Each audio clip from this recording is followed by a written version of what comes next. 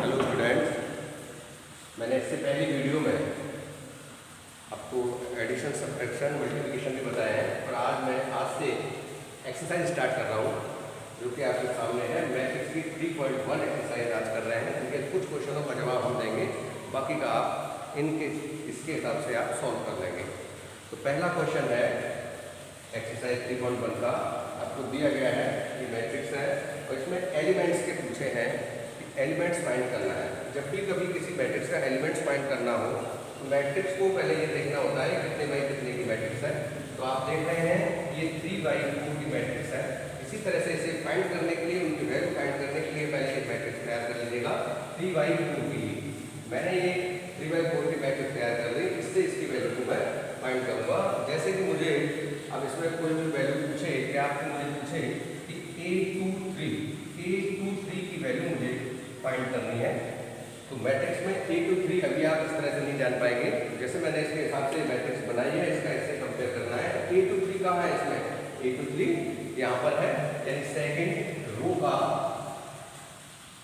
Third point है। Second row का A23, तो इधर से भी सेकंड रो का थर्ड पॉइंट जो होगा वो आपका आंसर कहलाएगा। तो आपका थर्ड पॉइंट क्या है इसमें? 5/2। A23 की वैल्यू होगी आपकी 5/2।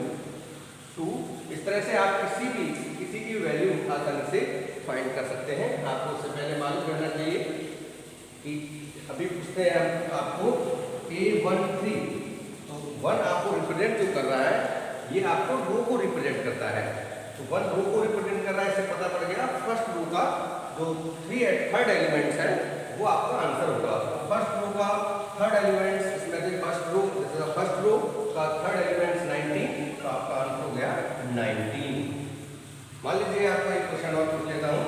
आपको पूछा जाता है A33, तो ये क्या रिप्रेजेंट कर रहा है?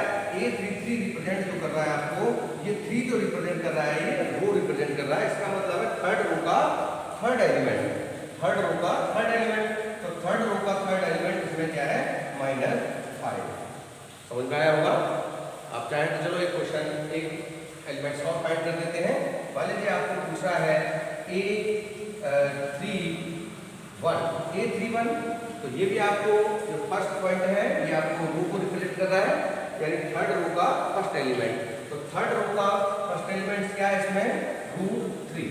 तो इस तरह से कभी भी आपको एलिमेंट्स की वैल्यू पूछे कि किसी की भी, तो आप इस तरह से कंपेयर कर लेते हैं। मैं समझता हूँ आप एलिमेंट्स की वैल्यू निकालना सीख चुके होंगे।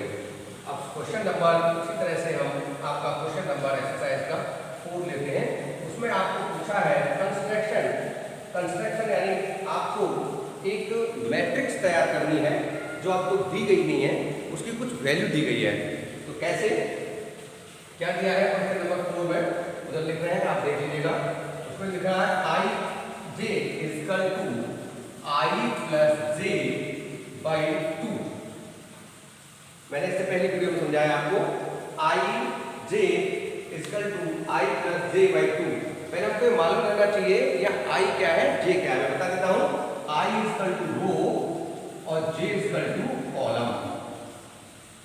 तो जब भी आपको मैट्रिक्स को कंस्ट्रक्ट यानी बनाना हो तो उससे आपको पूछा क्या है? 2/2 की मैट्रिक्स पूछी है, तो उससे पहले 2/2 की मैट्रिक्स आप बना लीजिएगा, तभी उसकी वैल्यू फाइंड कर पाएंगे। अब I = मैंने आपको बता दिया, रो = बता दिया। तो 2/2 एक मैट्रिक्स बना के तैयार करिए पहले एलिमेंट्स की। 1/1, 1/2, 2/1 और 2/2। ये है 2/2 की मैट्रिक्स। इनकी वैल्यू फाइंड करनी है केवल IJ = दिस। इसमें I और J की वैल्यू रख करके ये वैल्यू फाइंड करेंगे तो 2/2 की मैट्रिक्स आपको फाइंड हो जाएगी। तो पहला इसमें एलिमेंट्स है A11। आप समझ रहे हैं, फर्स्ट जो होता है इसका वो I होता है और सेकंड होता है J।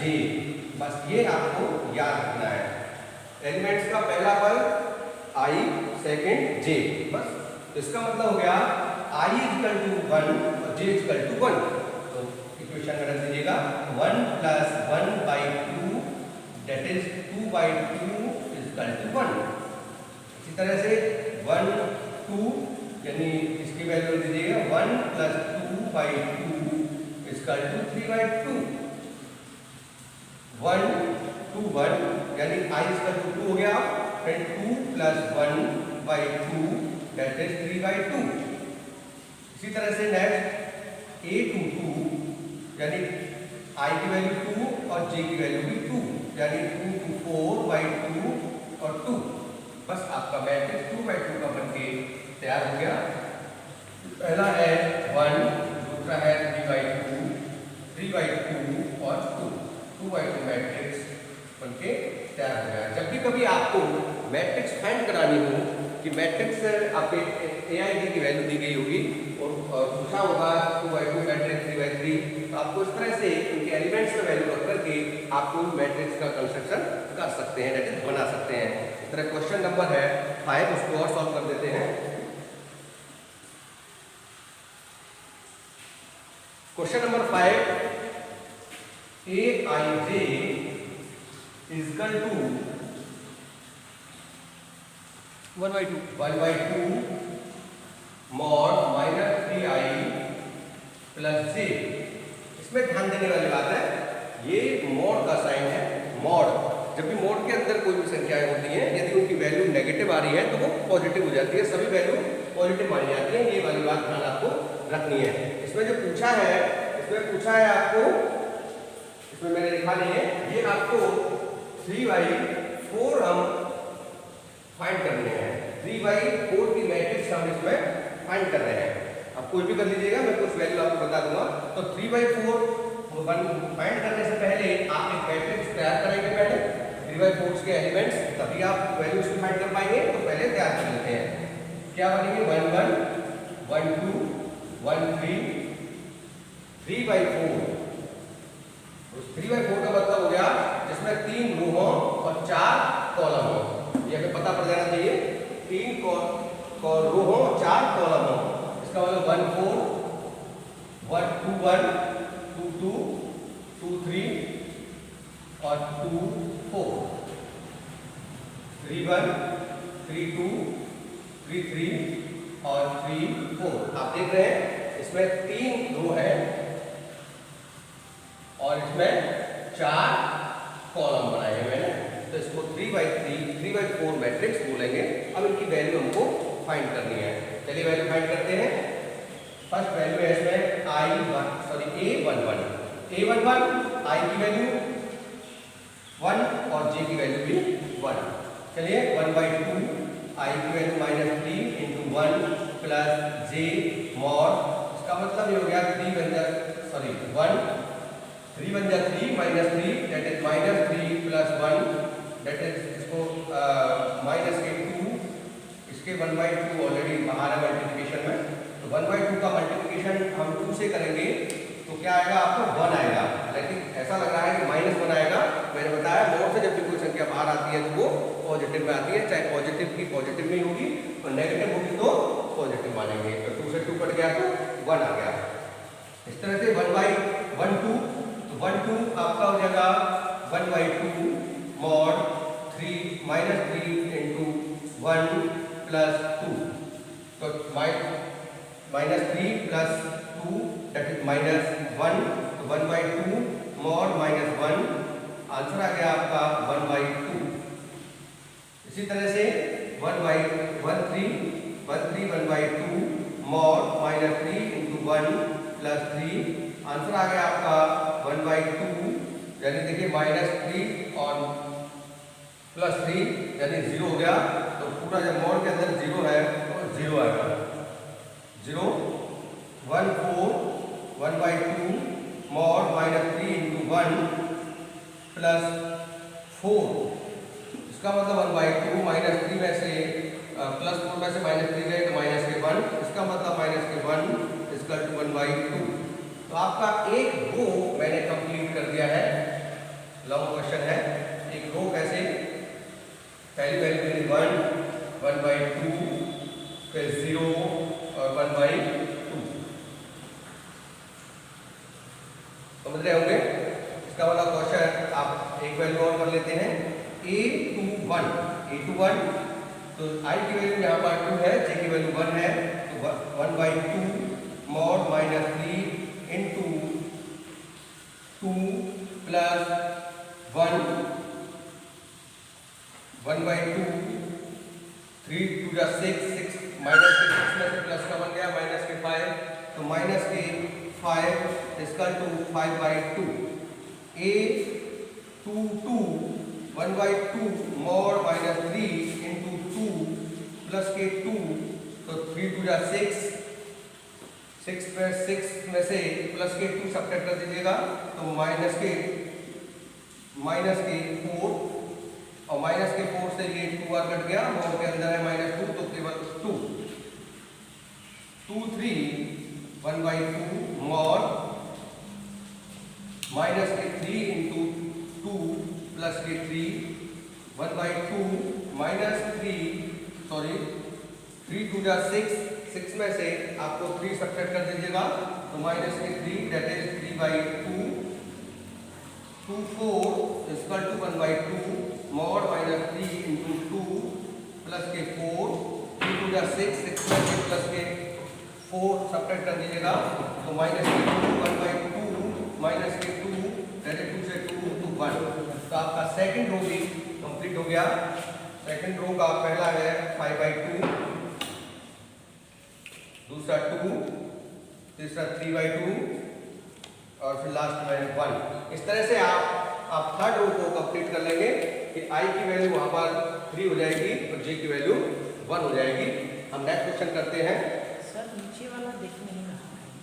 नीचे नेक्स्ट है इसमें थर्ड रो a 3 1, तो 1/2 mod माइनस 3 इंटू 3 प्लस का 1 1/2 3 3 जा 9 माइनस के 9 में से पॉजिटिव एक सब 1 सब्ट्रैक्ट कर दीजिएगा, तो माइनस के 8, तो माइनस के 8 दैट इज 2 4 जा 8 यानी 4 a 3 2 इक्वल टू 1/2 mod यानी माइनस 3 इंटू 3 प्लस के 2 1/2 mod 3 3 जा 9 में से 2 सब्ट्रैक्ट कर देंगे, तो माइनस के 7 दैट इज आपका आंसर आ गया 7/2 a 3 3 1/2 mod minus 3 into 3 plus के 3 1/2 mod 3 3 का 9 में से 3 सब्ट्रैक्ट कर देंगे, तो 6, तो माइनस के 6 2 3 जा 6 यानी आपका 3 और a 3 4 equal to 1/2 mod minus के 3 इंटू 3 प्लस के 4 mod 3 3 जा 9 से 4 सब्ट्रैक्ट कर देंगे, माइनस के 5 यानी 1/2 mod माइनस के 5 आंसर आ गया 5/2। इस तरह से आपकी थर्ड रो भी कंप्लीट। 4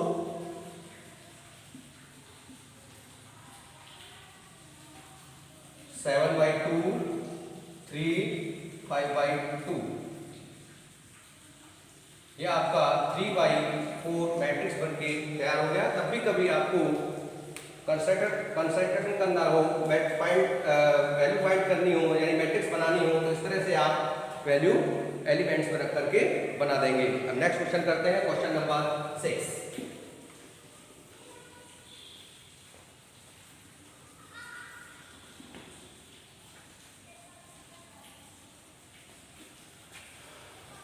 क्वेश्चन नंबर 6 बहुत सरल है। कह रहा है वैल्यू फाइंड करनी है आपको x y z, तो कोई मैट्रिक्स दी गई है x plus y 2 5 plus z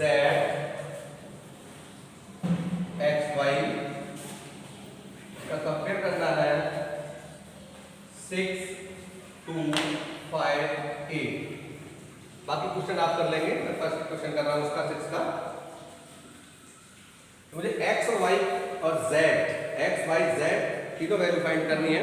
तो जब भी आपको किसी की वैल्यू फाइंड करनी हो, और ये देख रहे हैं आप 2/2 की मैट्रिक्स दी गई है, वैल्यू किसी भी क्वेश्चन की फाइंड करनी हो तो मैट्रिक्स वैल्यू तभी फाइंड होगी जब दोनों matrix both side equal value हो।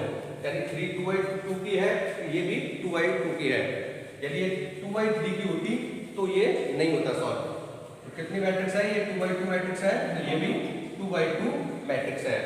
तो पहला एलिमेंट्स x प्लस y और इक्वल टू फर्स्ट एलिमेंट्स का फर्स्ट से कंपेयर करेंगे तो 6।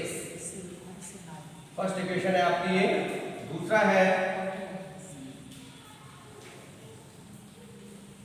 This is value 2। अच्छा कोई नहीं। दूसरा है 5 plus z equal to 5। Equation इसको थर्ड मान लेते हैं के लिए। और एक्स वाई इक्वल टू 8 इसको थर्ड मान लेते हैं, क्योंकि आपको वैल्यू फाइंड करनी है एक्स वाई जेड की। आप पूरे देख रहे होंगे, किसी पहले एक ही कोई किसी भी एक की वैल्यू फाइंड कर लीजिएगा। इसको आसान है वैल्यू फाइंड करने में, क्योंकि यहाँ 5 प्लस जेड इक्वल टू 5 है। इसका मतलब जेड की वैल्यू एक बार में निकल जाएगी। इक्वेशन नंबर सेकंड को हम पहले सॉल्व कर लेते हैं। तो 5 plus z equal to 5, that is z equal to 5 minus 5, तो जेड इक्वल टू आपका हो गया 0। इस z को किसी भी एक वैल्यू में एक इक्वेशन में पुट कर दीजिएगा तो नेक्स्ट वैल्यू आपको फाइंड हो जाएगी। तो आपका z कहाँ है, तो फिर दोनों इक्वेशन में z नहीं है, इसका मतलब इससे ये वैल्यू फाइंड नहीं होगी। तो आगे करिए इससे। x plus y equal to 6, तो x y equal to 8। x plus y equal to 6, तो x y equal to 8। Equation x plus y equal to 6, x y equal to 8। तो मुझे x और y की वैल्यू फाइंड करनी है। तो equation मान लीजिए जैसे फर्स्ट है, ये सेकंड है, तो सेकंड को इसमें से x या y की वैल्यू ले लीजिए। चलो y की ले लेते हैं। y equal to 8y(x). तो इक्वेशन फर्स्ट में 8/x पुट कर देते हैं। तो 8/x पुट कर देंगे तो आपका x plus 8/x equal to 6। तो ये हो जाएगा x square plus 8 equal to 6x x square minus 6x plus 8 equal to 0। इसके फैक्टर कर देंगे। 4 2 जा 8, तो x square minus 4x minus के 2x प्लस के 8 इक्वल टू 0। तो x कॉमन ले लीजिएगा, x माइनस 4 माइनस के 2 कॉमन ले लेंगे, x माइनस 4 इक्वल टू 0। तो x माइनस 2 और x माइनस 4, तो x इक्वल टू 2 और x इक्वल टू 4। 2 और x इक्वल टू 4, तो आपका ऑलरेडी y इक्वल टू क्या है, y इक्वल टू है 8/x। तो इसका मतलब x की वैल्यू उसमें पुट कर दीजिएगा। y इक्वल टू मान लीजिए पहले x इक्वल टू 2 पुट करते हैं, x इक्वल टू 2 पुट करते हैं, तो 8/2 यानी 4, तो y की वैल्यू आती है 4। और x इक्वल टू 4 पुट करते हैं तो y इक्वल टू 8/4 तो आती है 2। तो इसका मतलब आपको आपकी जो वैल्यू है x और y की, x y z की जो वैल्यू आपको फाइंड करनी है, तो x इक्वल टू वैल्यू है आपकी 2 4 और y इक्वल टू भी आपकी 2 वैल्यू है 2 4 और इसका मतलब z इक्वल टू 0। ये आपकी x और y की वैल्यू फाइंड हो गई है। अब क्वेश्चन नंबर नेक्स्ट करते हैं 7।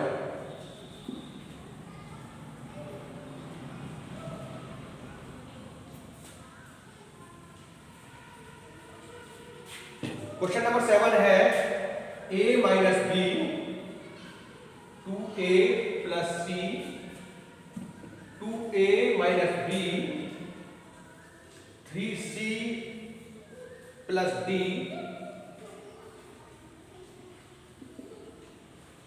अब किससे करना है, -1 5 0 13।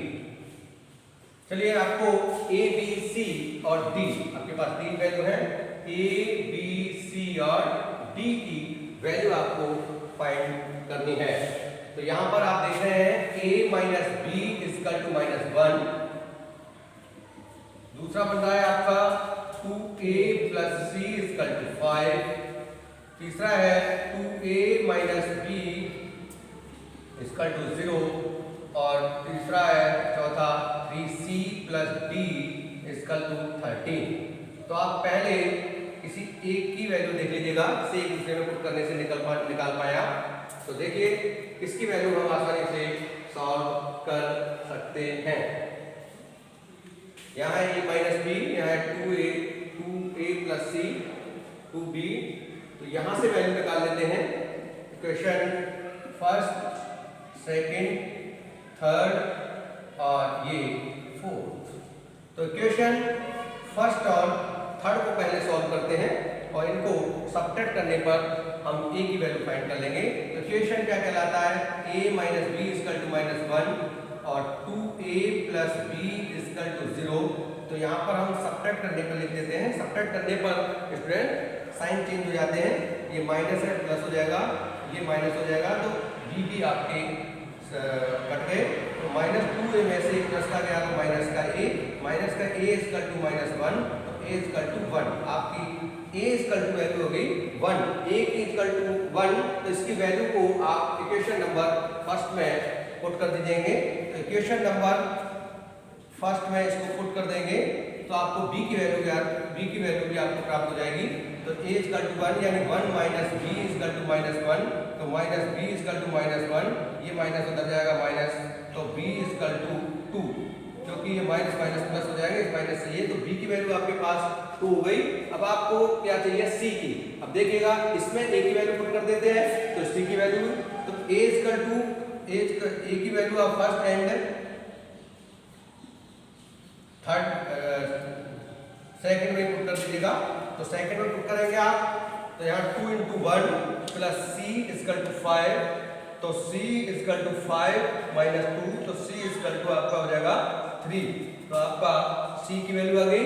अब d की देख लीजिएगा, इस c की वैल्यू को इक्वेशन नंबर 4 में पुट कर दीजिएगा। इसमें इक्वेशन नंबर 4 में पुट कर देंगे, तो इक्वेशन नंबर जब 4 में पुट करेंगे तो हो जाएगा 3 × 3 प्लस d इक्वल टू 13, तो d इक्वल टू 13 माइनस के 9, तो d इक्वल टू 4। अब आप देख पा रहे हैं आपको चारों वैल्यू आपको फाइंड हो चुकी हैं, a b c d। इस तरह से आप किसी भी क्वेश्चन की वैल्यू को फाइंड करते हैं।